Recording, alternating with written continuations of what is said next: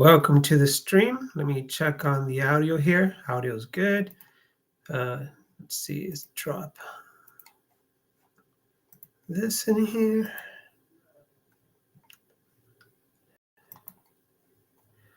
All right, so we're just going to get started today. Details are in the description box. These are my own thoughts based on the readings here. So we'll be starting today with the article on auto workers and class war. The South stands up.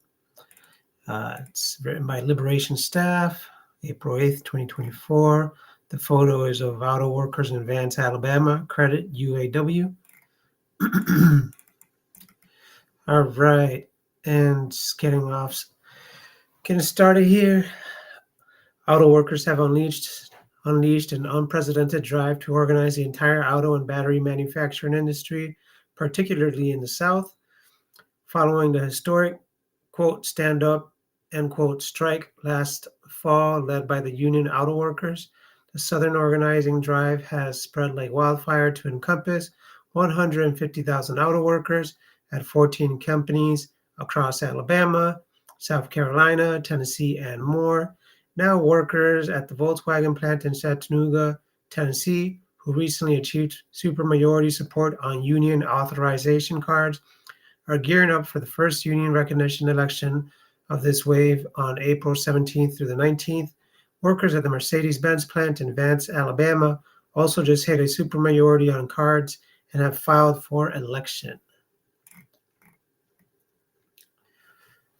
The workers are battling auto companies and state officials alike to win union recognition and life-changing improvements at the workplace.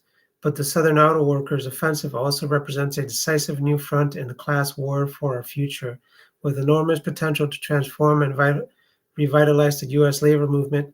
The drive has broad significance in three respects: as a showdown over a critical sector of the regional and national economy, as a drive with explosive potential to catapult working class organization and power to new heights in the South, and as a battle over who benefits from new technologies like electric vehicles, EVs, to the vast majority of people or the wealthy few.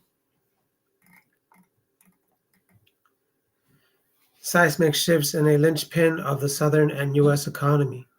Auto manufacturing represents a major section of the U.S. economy, contributing to 3.5% to the overall U.S. gross domestic product due to its highly integrated supply chain. Auto manufacturing is a job multiplier, with each auto worker's labor directly supporting 8 other jobs in the economy. Moreover, about 2/3 of new cars sold in the United States are produced here, and 76% of U.S. workers still primarily commute by car. It is no surprise, then, that UAW's stand-up strike at the big, quote, big, end quote, big three, end quote, auto manufacturers, Ford, General Motors, and Stellantis,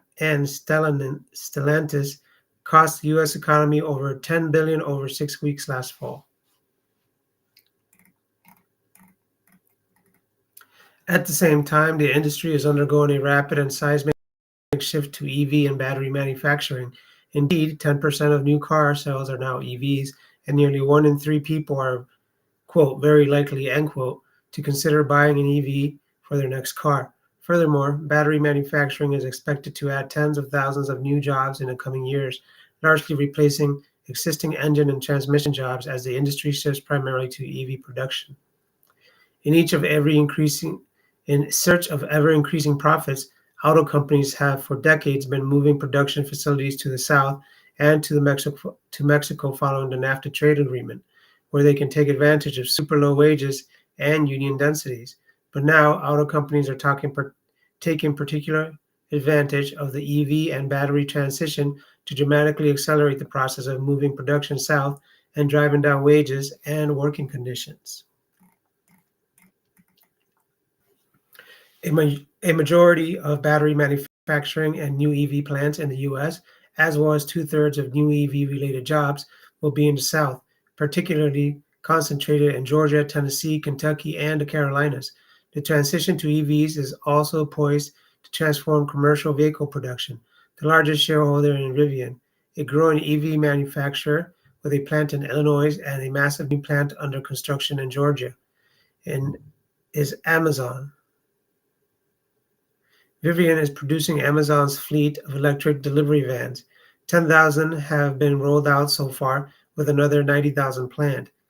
With the gravity of the industry shifting decisively south and towards EVs, the UAW Southern Organizing Drive is existential for auto workers and the entire working class. But this new concentration of critical manufacturing facilities in the South has also presented a strategic opening to organize the region. The South stands up. Building off the momentum of the stand-up strike, 150,000 auto workers are now organizing at Toyota, Honda, Hyundai, Nissan, BMW, Mercedes-Benz, Subaru, Volkswagen, Mazda, Volvo, and Kia, as well as EV companies Tesla, Rivian, and Lucid.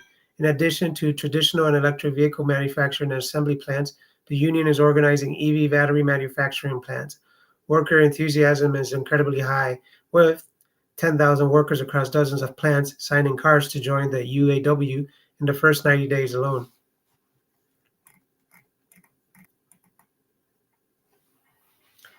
The union is pursuing an aggressive strategy for the organizing drive to harness workers' energy. The drive is unprecedented in that it is organizing every single company in the entire industry at once, and doing so in the South, the bastion of racist super exploitation and brutal union busting by corporations and the state. To meet the task, the UAW is advancing the same militant, class struggle-based unionism that won the stand-up strike. Moreover, UAW workers are investing an incredible $40 million over the next 2 years to provide the necessary resources to go toe-to-toe with big multinational corporations and right-wing state governments. This is one of the largest investments ever by the labor movement to organize the South. For comparison, when the Congress of Industrial Organizations initiated, quote, Operation Dixie, end quote, in 1946, what then CIO President Philip Murray called, quote, the most important drive of its kind undertaken by any labor union in the history of this country, end quote, several unions together contributed 1 million, parentheses, 16 million in today's dollars, end parentheses, and 200 organizers to organize the entire South, particularly the textile industry. The union has also developed what they call the, quote, 30, 50, 70, end quote, strategy to focus and sustain the drive at scales across dozens of plants spanning several states. The union has drawn lessons from organizing attempts in the 2010s at the Volkswagen plant in Chattanooga, Mercedes-Benz plant in Alabama, and Nissan plant in Mississippi that were all defeated by brutal anti-union campaigns by the companies and states. This time is different. The, quote, 30, 50, 70, end quote, method is designed to build strong worker organizing committees that are equipped to withstand the anti-union campaign, defeat the company and state, and win a strong union and great contract. The plan involves building an organizing committee and going public with the campaign once 30% of workers sign cards. Once 50% sign cards, workers at the plant hold a rally with UAW President Shawn Fain, and once 70% sign cards, at the organizing committee has a member, quote, from every department, line, and shift, end quote. The union demands recognition or takes it to a National Labor Relations Board election. So far, 4 plants have gone public. In addition to the Volkswagen workers in Chattanooga, Tennessee, and Mercedes workers in Vance, Alabama, workers at Hyundai and in Montgomery, Alabama, and at Toyota in Troy, Missouri, have both hit 30%. Dozens more plants are close behind. Not to be lost with all this new organizing activity, 7,000 UAW workers at Daimler Truck, parentheses, who built Freightliner and Western Star trucks, and Thomas built buses, end parentheses, across Georgia, North Carolina, and Tennessee are gearing up to go on strike, authorized by a resounding 96%, if the company does not come to terms by the time their contract expires on April 26. Super exploitation and underdevelopment in the South. Why is the organizing drive exploding in momentum right now? Certainly, workers all around the country have been inspired to fight by the enormous wins of the stand-up strike, and UAW leadership has met the moment. For example, UAW organizing materials indicate that by the end of the new contract in 2028, UAW workers at Ford will make a top rate that is 32% higher than Volkswagen, workers in Chattanooga. Moreover, Volkswagen workers would have made an additional $23,000 last year if they had the same profit-sharing agreement that Ford workers won. Likewise, by 2028, the starting rate of UAW General Motors workers will be 39% higher than the current starting rate at Tesla.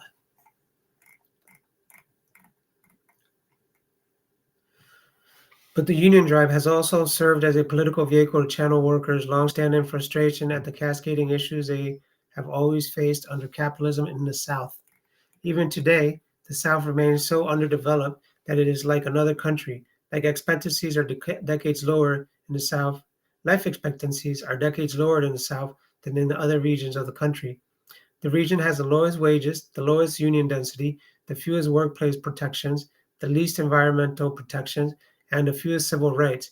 South Carolina, 2.3%, and North Carolina, 2.7%, have the lowest overall union membership rates of any states in the country.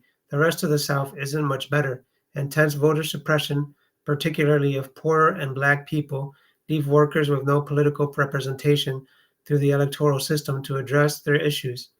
In Louisiana, quote, Cancer Alley, end quote, the primarily poor and Black region along the Mississippi River between New Orleans and Baton Rouge, people have for decades faced cancer rates that are up to 50 times higher than the normal due to industrial petrochemical pollution.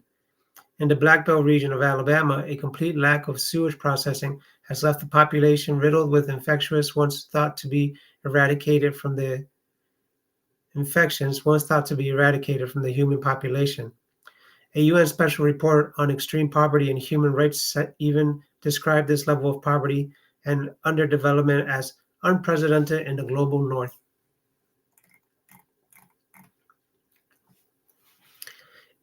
It's in this context that the full weight of the auto companies' mistreatment of workers becomes clear.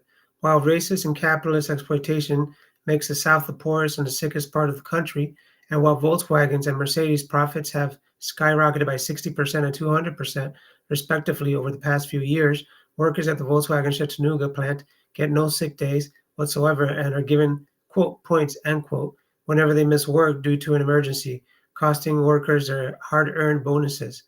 Volkswagen also forces its workers to use their paid time off, parentheses, or go unpaid, end parentheses, during production shutdowns or any time the company arbitrarily decrees it.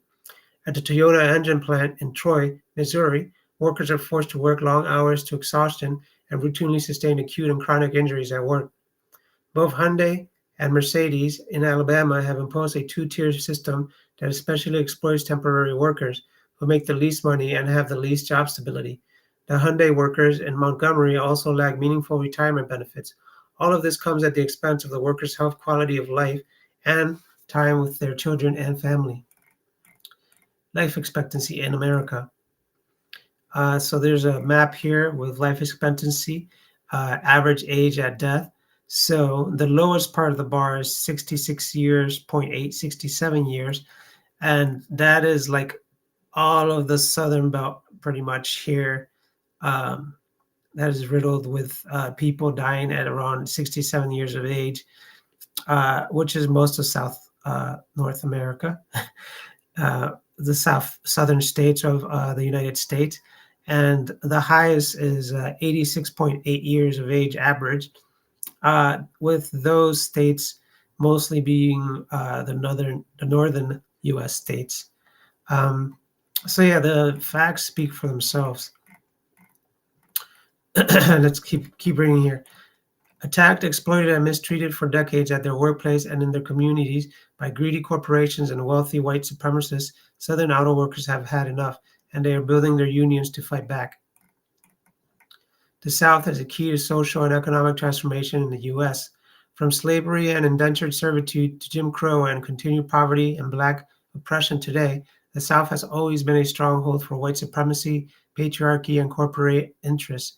A hegemony built upon structural racism, widespread disenfranchisement, and super exploitation of the entire Southern working class. Under capitalism, the wealthy elite and powerful corporations drive to maximize profits, freely move production to wherever labor is cheapest and where workers have the fewest rights and the fewest means to fight back. That means that lower wages in the South drive wages down even everywhere.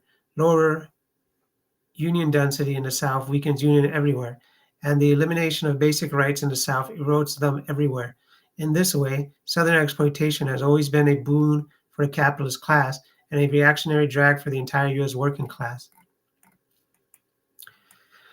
It's for precisely this reason that the South has always been the detonator of progressive and revolutionary class struggle to transform the entire country. Wherever there is oppression, there is a resistance.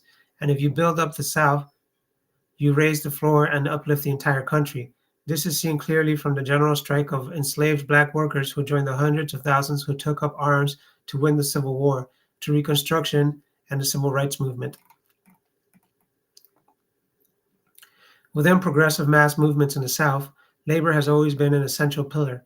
In 1943, 6 years after the Flint sit-down strike by auto workers that won widespread recognition for the UAW, black women in Winston-Salem, North Carolina, such as Theodosia Simpson and Miranda Smith, organized and led a one-day sit-down strike of thousands of black and many white workers at the largest tobacco plant in the world.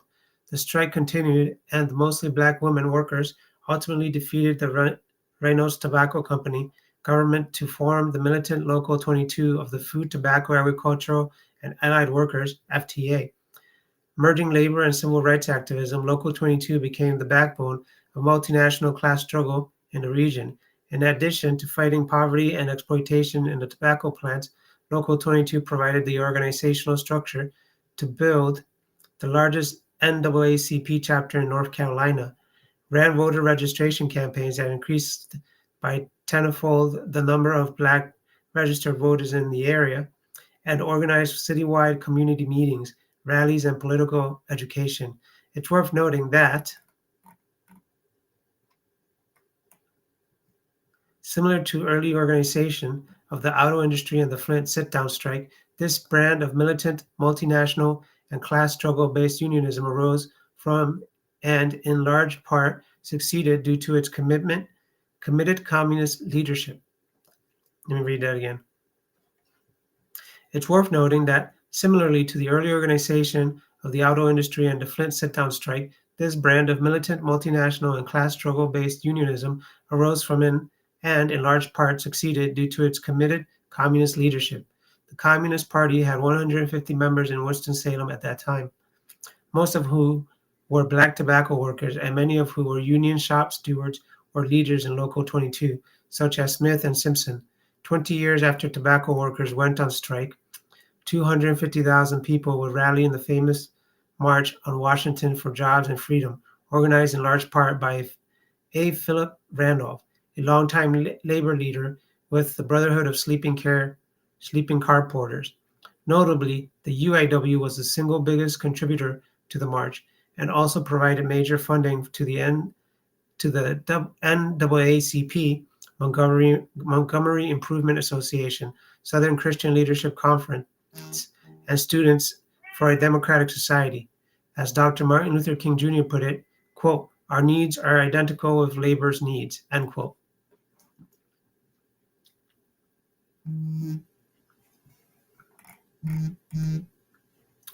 The reason the labor struggle has been so important to social movements is that it endows them with structural economic power to win working class demands and provides a means to forge powerful multinational working class unity through shop floor struggle against a common class enemy.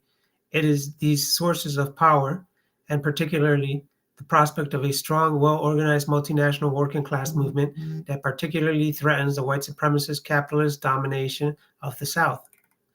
This is why corporate and government elites have always brutally repressed any working class movements, particularly ones that united poor blacks and whites. For example, in the 1890s, a powerful working class coalition of poor black and white workers emerged in North Carolina through shared labor struggles via the Knights of Labor and Farmers Alliance. This movement culminated in the formation of the People's Populist Party and Fusion Ticket, which swept control of the state government in 1894 and 1896. Fearing this rise of working class power, wealthy white businessmen and larger landowners, including the textile and tobacco barons like R.J. Reynolds, whose plant FTA Local 22 would later organize, led a violent coup in 1898 to cement their hegemony over the working class and impose Jim Crow segregation to keep workers divided. Likewise, following the powerful rise of unions in the 1930s and 1940s and recognizing the critical role that communists played in building strong working class movements, white supremacists and corporate interests waged an all-out war to divide black and white workers and eliminate all communists from the labor movement.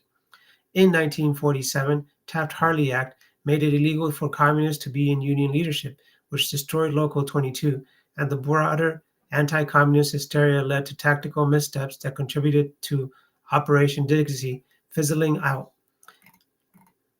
In addition, wealthy elites, publicly led by Texas lobbyist and white supremacist Vance Muse, who also worked to dismantle women's suffrage, child labor laws, and the 8-hour workday, imposed racist, quote, right to work, end quote, laws throughout the South as a way to reinforce Jim Crow segregation and divide workers.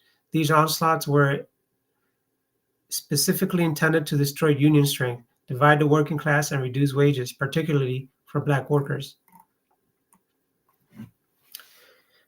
This twin corporate state strategy of Southern elites to wage war on the working class continues today in a UAW organizing drive. Beyond standard union-busting tactics, states like Tennessee, Alabama, South Carolina, and Mississippi have attempted to sow fear through outright intimidation by governors and legislators. Additionally, the corporate-backed governments routinely hold state (in example, taxpayer-funded) incentives to the companies hostage on the condition of workers voting no to their own union, implying that the plant may close or that the workers might lose their job if they vote yes. In the current drive, companies like Volkswagen and Mercedes and the respective state governments have brought in the right-wing National Right to Work Foundation to run vigorous anti-union campaigns as well. Labor organizing in the South is inherently not just a fight against the boss, but a political struggle against the entire racist capitalist system and state apparatus, and Southern auto workers are determined to take on the challenge. As the Hyundai workers put it when they publicly announced their drive, quote, "Welcome to Montgomery, Alabama, the city where Rosa Parks sat down, and the city where thousands of Hyundai workers are ready to stand up," end quote. The battle over technology. The final key dimension to the UAW's Southern organizing drive is that it's a showdown over technology. The working class has effectively paid twice for the new EV and battery manufacturing plant being built in the South. First, as the UAW has pointed out, through hundreds of billions of dollars of taxpayer subsidies to the companies, and second, through the super-exploitation of poverty, wages, and abysmal working conditions while producing the very technology that's being sold. Auto workers are naturally raising the question, then, of who specifically will benefit from the electrification of the auto industry. A handful of corporations and Wall Street executives making enormous profits, or will all people benefit through improved wages, working conditions, livelihoods, and employment? Ultimately, these are questions that will be settled through the class struggle. In the stand-up strike, the UAW won coverage going forward of all General Motors and Stellantis battery plants under the master agreement, following card check in those plants. The union also won similar arrangements at Ford's Marshall plant in Michigan and Tennessee Electrical Vehicle Center, as well as significant new production commitments from all of the big three to produce more EVs at UAW plants. The UAW's fight for EV and battery production could have widespread ramifications over similar battles in other advanced manufacturing industries. Similarly to EV and battery manufacturing, semiconductor chip manufacturers are also setting up shop in the South to take advantage of the poverty wages, low union density, weak labor and environmental regulations, and massive taxpayer-funded government subsidies. Of the 87 newly announced chip facilities or manufacturing expansions, 18 will be in the South, and 22% of the new U.S. chips manufacturing jobs, over 11,000 jobs, will be in the South. Separately, 19 new facilities are planned in Arizona alone. Despite the enormous amount of water required for chips manufacturing and a drying Colorado River. While numerically smaller in employment than auto manufacturing, advanced chips have become indispensable to virtually all modern digital devices and artificial intelligence applications. So much so that the US imperialists are instigating war with China over the chips production in Taiwan, parentheses, where most advanced chips are produced today, end parentheses. The rise of advanced manufacturing in the South today in some ways mirrors the shift of the South over the first half of the 20th century from feudal agricultural society to an industrial mix on mining, textiles, tobacco, logging, paper, and steel. These new developments mean the South will remain a critical front in the class struggle over new technology used moving forward. The outlook. Any serious discussion of building a powerful labor movement today has to honestly reckon with the fact that despite an incredible upsurge in labor militancy and organizing, the percentage of union membership in the United States continues to decline. But there is a reason for optimism.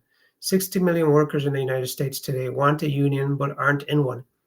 With such enormous but latent potential to organize, it's worth asking, what does the auto workers' Southern organize and drive mean for the labor movement as a whole?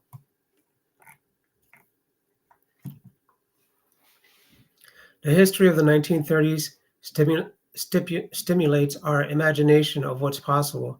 In 1 year following the 1936 to 1937 Flint sit-down strike, the UAW exploded in membership from 30,000 to 500,000. In the 1930s, Alabama, Black communists organized iron ore miners, a sharecroppers union, and several unemployed councils, uniting poor Black and white workers in strong militant organizations. In addition, once Alabama coal workers fully organized their mines in the 1930s, a key industry in the state, they catalyzed, with varying success, the quote, wall-to-wall, end quote, multinational organization of many other industries in Alabama, including woodworkers, textile workers, farmers, washerwomen, teachers, and longshoremen. By 1945, in the depths of Jim Crow, 25% of Alabama workers were unionized, higher than any U.S. state today. Conditions today are different, and we cannot predict precisely what will happen next. But if history is any indication, and with the crisis of capitalism causing more and more people to want to fight back, a decisive victory by the Southern auto workers could very well usher in a revitalized new era for the labor and progressive working class movements in the U.S. All right.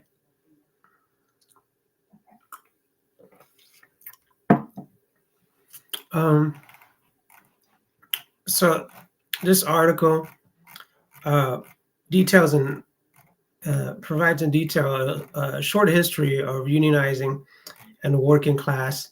And one message that really resonates here is that if you uplift the poorest people in the country, you uplift the rest of the country, the rest of the workers.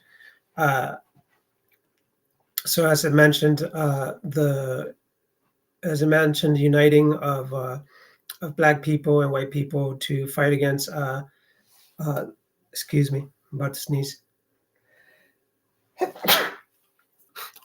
to fight against slavery, and then to fight against segregation.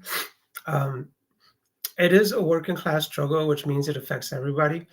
But what the message is here is that if the weakest person or the least privileged people among us do well, then it uplifts the rest of the country. It uplifts the rest of us. So it benefits all of us. So it is collectively that as the working class, we need to keep uniting and fight against the capitalist system, the elites that really manipulate the system to their advantage through government to oppress the workers. The message is really clear, and the history is very clear in this article, that every few years, the elite corporation uses the government and uses the laws, manipulates the government. They literally operate the government like they're puppets, right? and uses them to oppress the working class, to cut benefits, as it showed there, uh, to cut rights, to cut living wages, and every few years the balances shift back and forth towards where the workers have to fight back, as is happening now, right? Uh, but why does that always happen? Because it's part of the system. It's kicked into the system. This is how it's designed. It's designed to fail us. It's designed to fail the working class. That's why when this article talks about racism and segregation and poverty, it puts it in a context of the working class, right? Because if you're oppressing a minority somewhere, it is going to affect uh, a rich, not a rich, but a working class white person somewhere else, because now you're competing for labor against someone that is being oppressed that will work for a lot less just to survive. If you kind of understand what I'm talking about here. So the working class movement is we have to admit that there is racism, systemic racism involved, but it's used as a tool to oppress one class of people, to indirectly oppress another class of people. Um, in this case, obviously, not the weakest, but the least advantaged working class Black people, minorities per se, especially in the South, right? Um, and it's also used as a tool, obviously, to divide us, because they'll say something like, "Well, why should only Black people get benefits?" It's like, no, they're not only getting benefits, but when you uplift minorities, when you uplift poor neighborhoods, you're lifting up America as a whole, the American working class.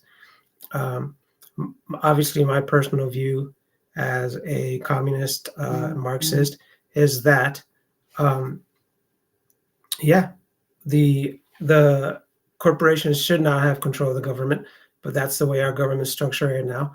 But with the new technology out here now, communicating with people, it's a lot easier, and a better time in history is now to actually communicate and organize and mobilize as a working class, to push for unions, to push for money out of politics, to push for holding politicians and corporations accountable to the working class, because uh, one man should not have billions of dollars while another man's only making 750 an hour or 725 an hour. No, you should be making 20 bucks an hour, period. You should be able to afford a home. You should be able to afford your car. You should be able to afford uh, paying your bills. Your kids should not have to worry about student debt or lunches. You know, you shouldn't have to worry about a medical bill making you bankrupt or some kind of a medical illness. In the most advanced, technologically advanced uh, nation in history, with an abundance of resources, these should be things of the past. By now, these should be things of the past. Poverty, wages, homelessness, uh, bad education systems, uh, uh, healthcare debt. These should all be eradicated by now. But the machine is strong when we talk about the capitalist system, but it is not as strong as the working class. Don't forget that only a few are controlling everything up in the White House, when there is literally over 300 million Americans. And just for a few thousand in the White House or whatever, they can't control everybody and oppress everybody. It doesn't matter how many guns or cops or uh, military guards they send. Uh, the only thing Americans have to do to take over is pretty much just strike. You don't even have to pick up a bat or a weapon or become violent. The most powerful tool that Americans have is their working class unity. Even if it were possible, a general strike around the United States where everybody decides that they don't believe in the system anymore would literally shut down and rearrange everything. Um, and I think that's one of the ultimate goals here, to be able to take control and have the government work for us again, as opposed to for a few handful of elitists. And the way to do that is to communicate, educate, and mobilize the people as a working class. Once people realize that the power is really in them united, then it's game over. Okay? All right. And that's just another reason why there's so much propaganda to try to divide us over petty things like, I don't know, I guess like woke politics, you could say, you know, like like we should really be caring about who's gay and who's not. Like just let everybody do their thing, right? I don't want to get into that. That's a whole other issue. There's we've read articles on that before, and I'm sure we'll read more articles of that in the future. But yeah, there's a lot of social issues that politicians and elitists use to divide the people when we have so much more in common as a working class, wanting to have a decent standard of living. Cool. Let's see. Let me do this. Test 1, 2. All right, I was just checking my audio again. Let's move along to the next article.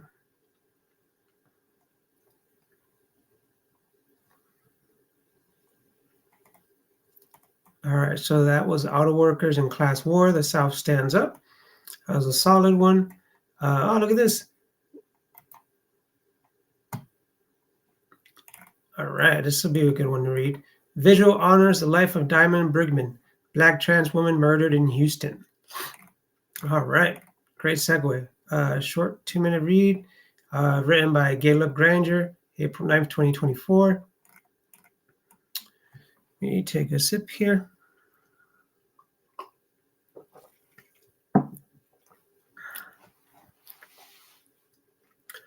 On the afternoon of March 24th, dozens of friends and community members gathered in a courtyard in Houston's Museum District to remember and honor the life of Diamond Brigman. Brigman, a 36-year-old Black transgender woman, was murdered in Southwest Houston earlier in the month. The vigil was organized by several organizations dedicated to improving the lives of trans people, the founders of which knew her personally. Friends described Brigman as someone who was, quote, larger than life, end quote, and working towards making positive changes in her life. They vowed to continue fighting towards creating a world where trans people are no longer targeted just for being who they are. Brigman was killed in the early morning of March 16th. Witnesses say that a white Chevy Malibu circled the area several times before pulling up to Brigman. A man exited the passenger seat and shot Brigman multiple times before getting back in the vehicle and fleeing the scene. A witness who saw what happened contacted authorities and stayed with Brigman until paramedics arrived. Authorities later located the vehicle that was used in the crime. The man who killed her has yet to be either named or located.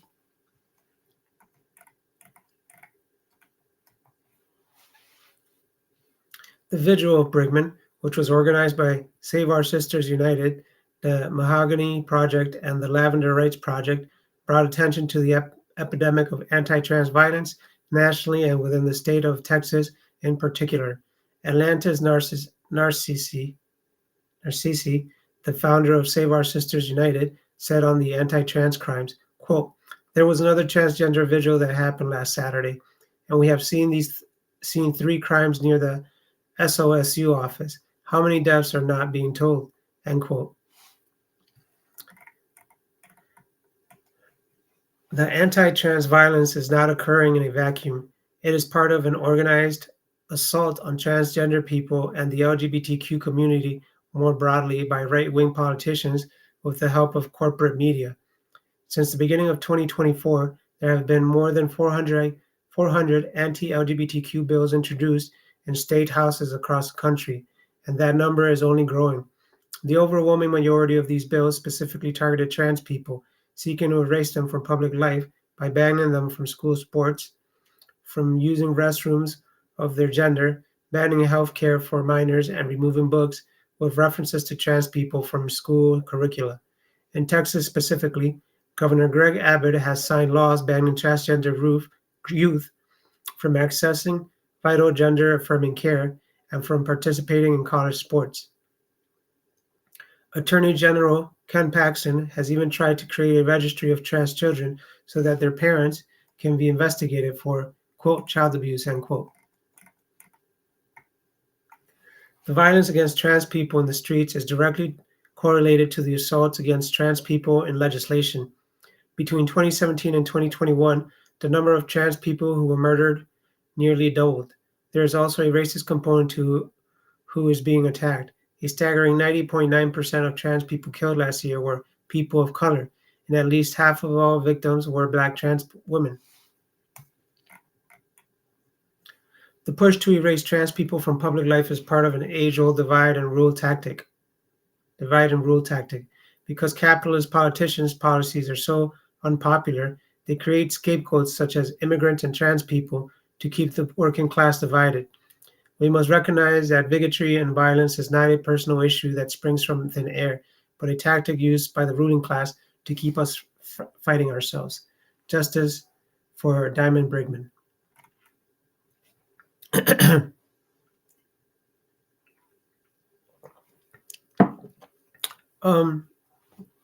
There's a lot to unpack. There's a lot to unpack on this short little article about Brigman, about Justice for Diamond Brigman.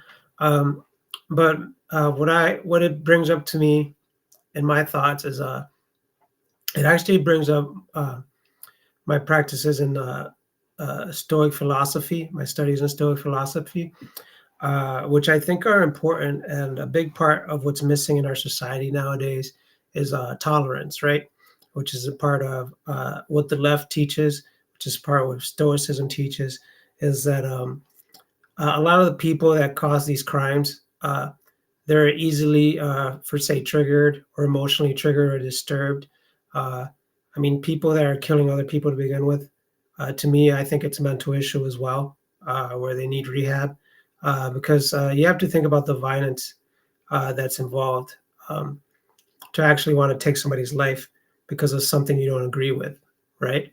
You have to think about the brainwashing that is going on in the American people and the American psyche for people to be scared of not even 1% of the population for trying to live their life the way they feel fit for themselves.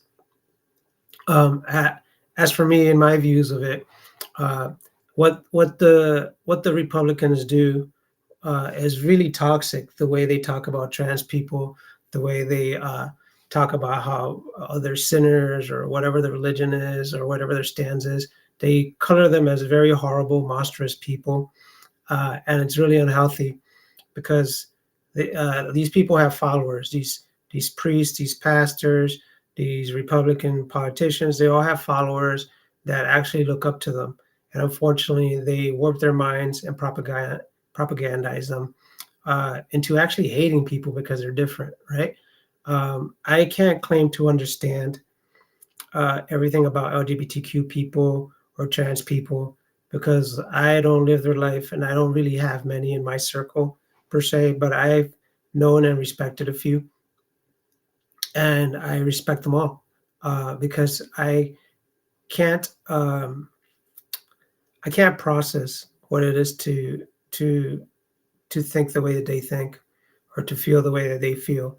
But as a human being, I understand that they also can't understand me entirely because I am my own person. Uh, so I should be empathetic and respect them and respect that they are going through things and that they see the world differently than I do. I think there's a big also misconception or misunderstanding when people think about what sex gender people are and what they identify as. Um, Sexually, physically, you can be a certain sex, right? Like I mean, you have your organs that identify what sex you are, right? But mentally, you might not identify with that. It doesn't matter what organs you have if your mind tells you that you're something else and that you're attracted to a different type of sex. Um, so there is that part of the psyche, the human personality that we can't understand and we never probably will until our technology advances. But I have to respect that these are human beings and that they are trying to figure out who they are. And once they do figure it out, I have to respect that they think that way and that they feel that way. And I shouldn't allow my bias or my concerns anger me into hating them for being who they are. The same way that I don't hate, not exactly the same way, but an lighter example perhaps, or abstract example would be like, uh, there's thousands of religions out there, and a lot of them I probably don't agree with them or find very hypocritical. That doesn't mean I have to hate them. Doesn't mean I have to hate the people that don't agree with my ideas or don't believe the things that I believe, or don't think the way that I do. Um, all I can do is teach people and have people teach me and me try to be open-minded and understand. In regards to the politics here, yeah, it's horrendous. I definitely support the LGBTQ trans movement, because they're people and they need to be respected like everybody else. And it's just that simple. In regards to laws, if these Republicans really care about what's best for the LGBTQ movement, then they should stop being toxic about their message and try to actually be empathetic and speak with actual concern and use actual facts when they try to create or push laws. But if they're laws that are oppressing people, then you know they're in bad faith to begin with. All right, those are my thoughts on that. Let's move along. All right. The hot topics here. Always with Palestine, man. Such.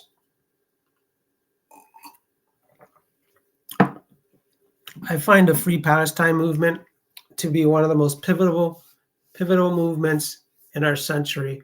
This is really going to pave the way for how humanity treats each other within the next few decades and how we're going to end up.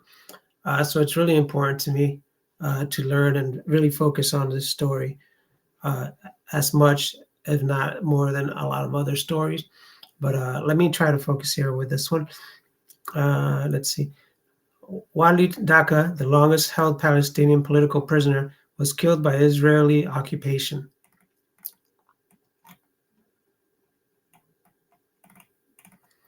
And this is by Samina Rahman on April 11, 2024. All right. Walid Daka, the longest held Palestinian political prisoner and a revolutionary leader, passed away on April 7th at the age of 62, serving 38 years in Israeli prison. Daka's death comes as a stark illustration of Israel's heinous and criminal mistreatment and willful negligence of Palestinians, often jailed without due process. Palestinian activists hold Israel prisons responsible for killing Daka through, quote, intentional medical neglect, end quote. Daka was diagnosed with a myelofibrosis, a rare bone cancer, in 2021, and also suffered from chronic lung disease.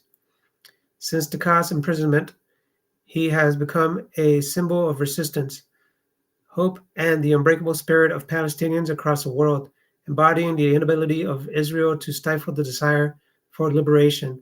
Daka's ideas of liberation were expressed through novels, essays, and letters, which fostered international solidarity.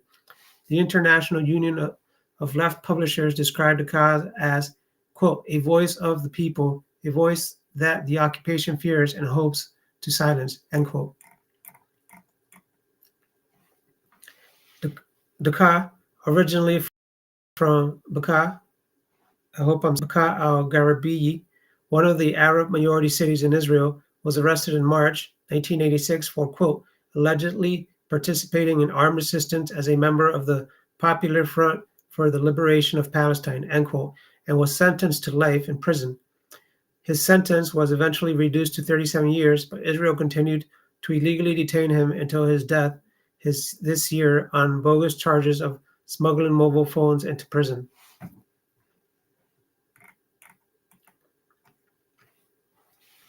International human rights groups and Palestinian organizations on the ground have repeatedly condemned Israel's mistreatment of Dakaa and other political prisoners, maintaining that prisoners are subject to routine torture, neglect, and confined to solitary cells. In May last year, the Palestinian Human Rights Organization Council urgently appealed the United Nations special procedures calling for Dakaa's immediate release due to imminent deteriorating conditions as a direct result of the Israeli prison services policy of deliberate medical neglect. In a 2021 report, the United Nations recognized Israel's deliberate policy of willfully delaying urgent treatment and condemned it as an abhorrent and systematic tactic against Palestinians to prolong their suffering, and further stated that, quote, violating Palestinian prisoners' rights to health and dignity, the IPS's deliberate medical negligence policy has become an integral part of Israel's oppression of Palestinian prisoners and detainees, end quote. Amnesty International's regional director of the Middle East and North Africa said last year that Dakaa's case demonstrates the, quote, Israeli justice system's cruelty towards Palestinians, including those who are seriously ill or dying. Dakaa's health conditions have already been exacerbated by medical neglect on the part of the Israeli prison service, where they refused to transfer him to a proper hospital for 11 days, a delay which led to life-threatening complications, end quote. Despite multiple appeal attempts, Dakaa's case continued to be rejected. The PFLP said last year, quote, that not releasing Dakaa is tantamount to a death sentence and holds the Zionist occupation fully responsible, end quote. Even in such repressive conditions, the will to live and pass on the legacy of resistance carried on, especially with the birth of Dakaa's daughter, Milad, in 2020, who was, quote, conceived after his sperm was smuggled out of prison, end quote.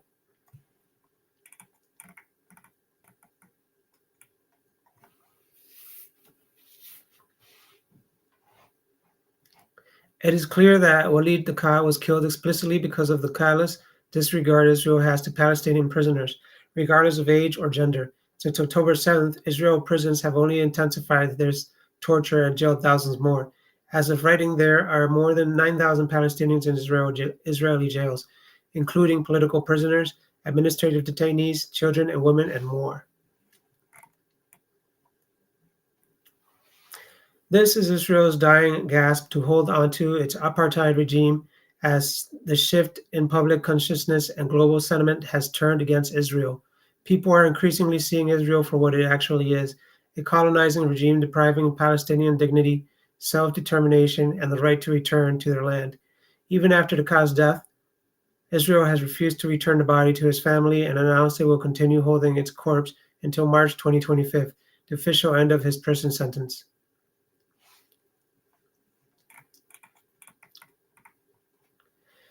The legacy of Palestinian martyrs and Dakaa are etched into the struggle and can never be silenced, regardless of Israel's attempts. The sacrifices will continue to fire the fight for liberation. We demand the freedom of all Palestinian political prisoners.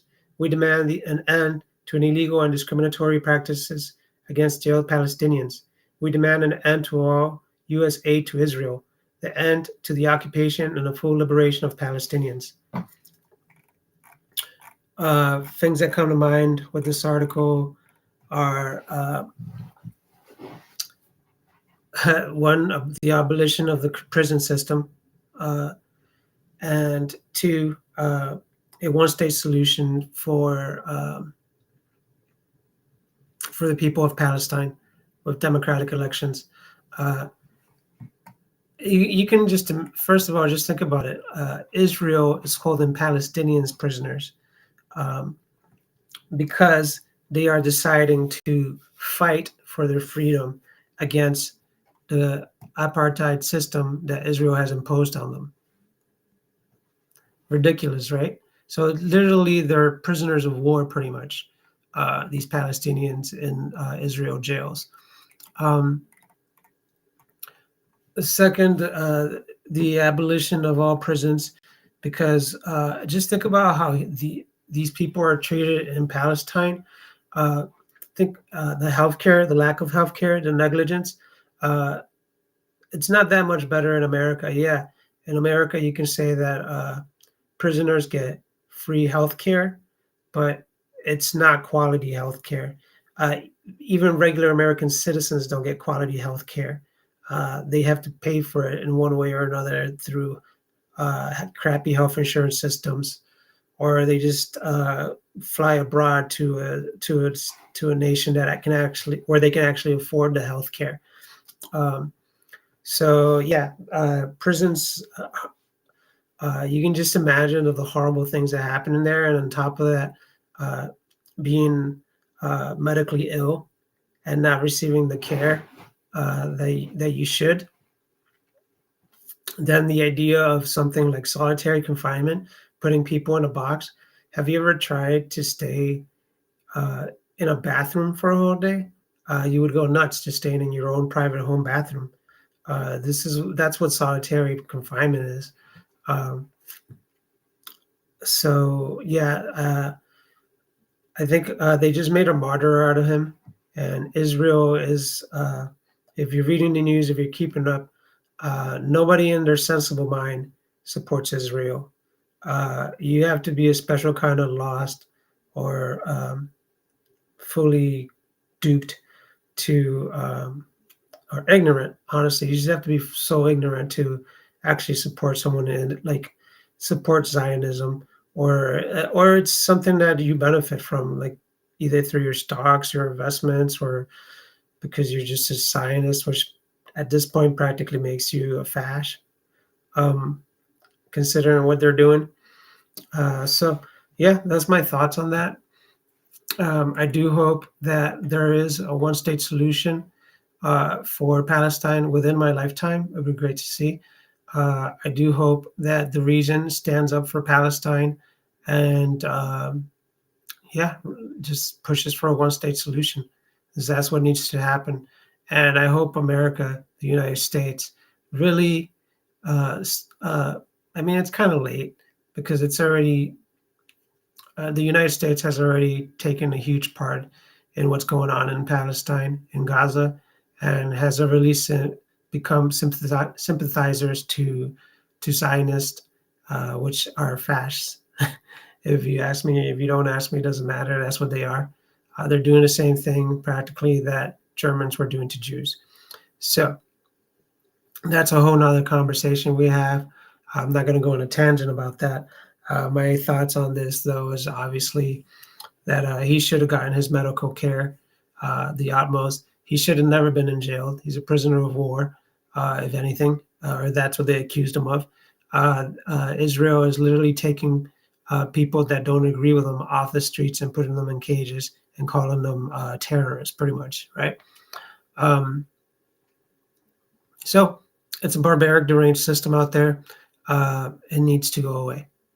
And the people of Palestine in that region deserve a one-state solution with democracy. Okay, let's see what else we got here left.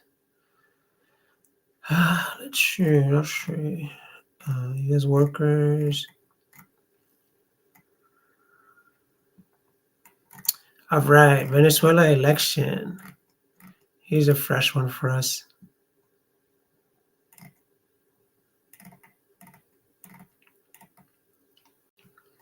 PSL statement, U.S. wages campaign of slander against Venezuela's election. Of course they do. Party for Socialism and Liberation, April 11th, 2024. The photos of President of Venezuela, Nicolas Maduro, among a crowd of supporters. There he is.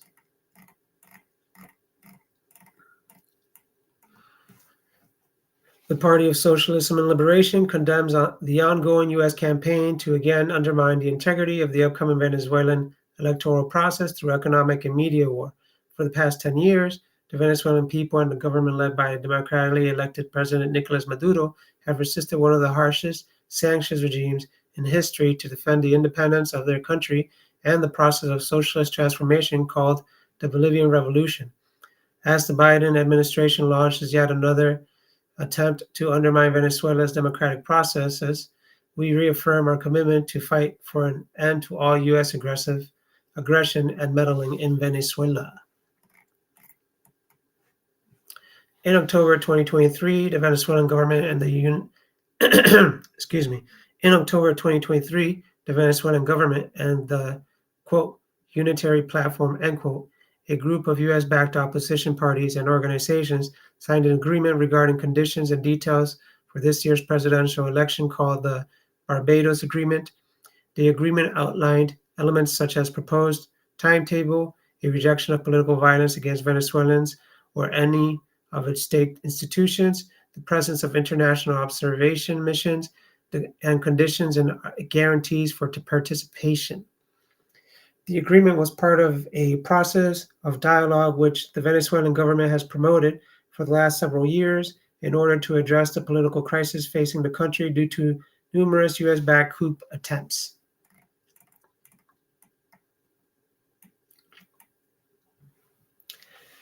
After the agreement was signed, the U.S. Treasury's Office of Foreign Assets Control, OFAC, announced that it was issuing 4 licenses which suspended several sanctions against the country and allowed for limited production, investment, and sale in the Venezuelan oil, gas, and gold sectors. While these coercive measures should have never been in place in the first place, their suspension marked an important advance to strengthen economic recovery efforts. However, under the ridiculous pretext of, quote, protecting democracy, end quote, the Biden administration has revoked one of the licenses for the gold sector and is threatening to not renew the license on the oil sector when it expires on April 18th. The justification? Venezuela is not allowing the right-wing coup supporter and sanctions backer Maria Corina Machado to run in the elections due to a 15-year-old disqualification dating back to 2015. The Supreme Court ratified that decision on January 26, citing her participation in the Juan Guaido coup attempt and associated acts of corruption that led to the loss of key state assets like the Citgo Gas Company.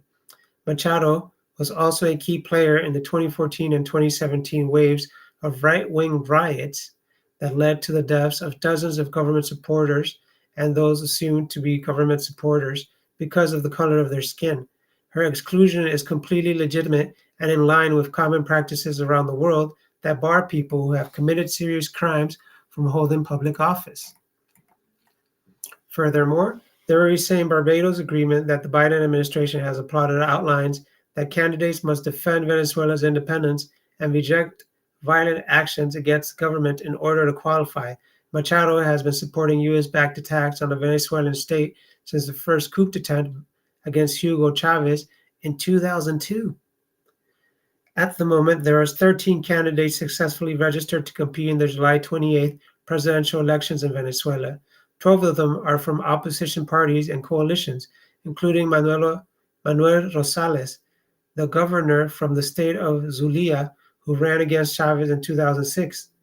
Since the Bolivian Revolution came to power in 1999, with the first election of Chavez, nearly 30 different electoral processes have been held. These have seen broad participation from opposition parties, which on certain occasions have prevailed. Venezuela also boasts one of the most advanced and well-audited voting systems in the region, which is done with electronic voting machines and has printed votes for posterior audits. This year, as a result of the Barbados Agreement, the European Union, CELAC, the US-based Carter Center, BRICS, and the United Nations have all been invited to send missions to observe the elections. What would constitute a respectable electoral process according to the U.S. government? There were no complaints from Washington during the Honduran election in 2017 when the U.S.-backed narco dictator Juan Orlando Hernandez committed massive voter fraud, a fact even recognized by the Organization of American States, and stole the elections. The U.S. government under Donald Trump was the first country to recognize Hernandez as the, quote, rightful, end quote, winner of these sham elections amid a countrywide uprising against the fraud. Years later, Hernandez now sits in the U.S. prison convicted of drug trafficking.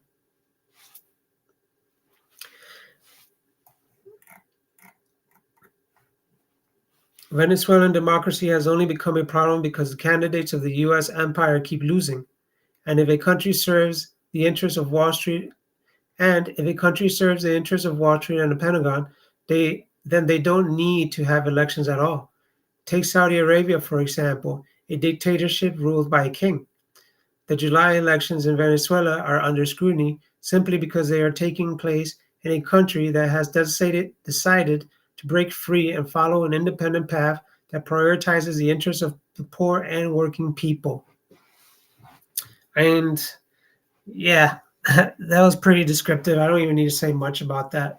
Um, just that very last example right there.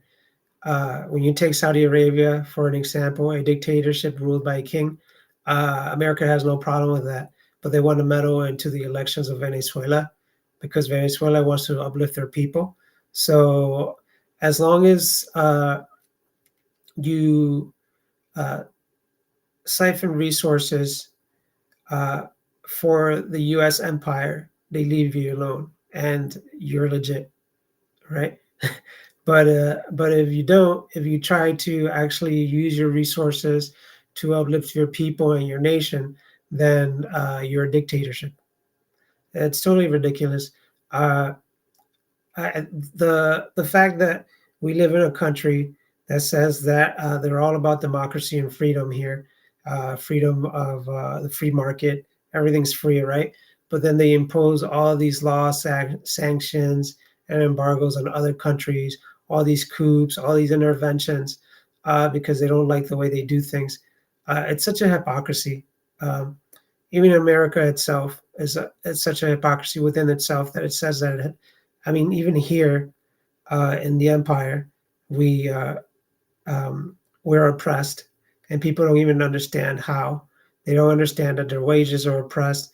They don't understand that their laws are oppressive.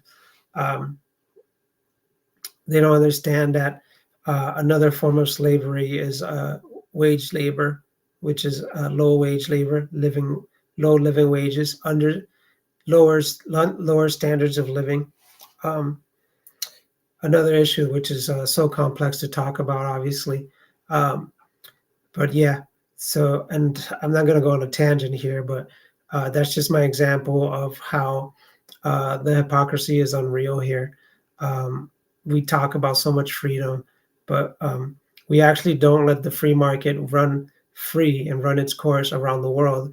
Otherwise, Venezuela would be profitable through its own resources. Um, this is why most people around the world don't appreciate America. This is why most Zoomers and millennials in America don't appreciate America because they see the truth. They see that it's a dog eat dog kind of world and system, and it's trash. It really is. It's again, with so many resources and so many technological advancements in the world, for us to be suffering, so many people suffering around the world the way they are. It's just because there's a handful of greedy people up top that want it that way, not because it has to be that way. So that concludes our thoughts for this week. Let me see here. Cool. Not much else to say in regards to these here. If people ever have questions or comments, feel free to leave them during the read or afterwards to create more conversation. Be happy to hear people's ideas, thoughts, concerns on these leftist view articles here. Don't forget, if you want, feel free to support Liberation News at liberationnews.org.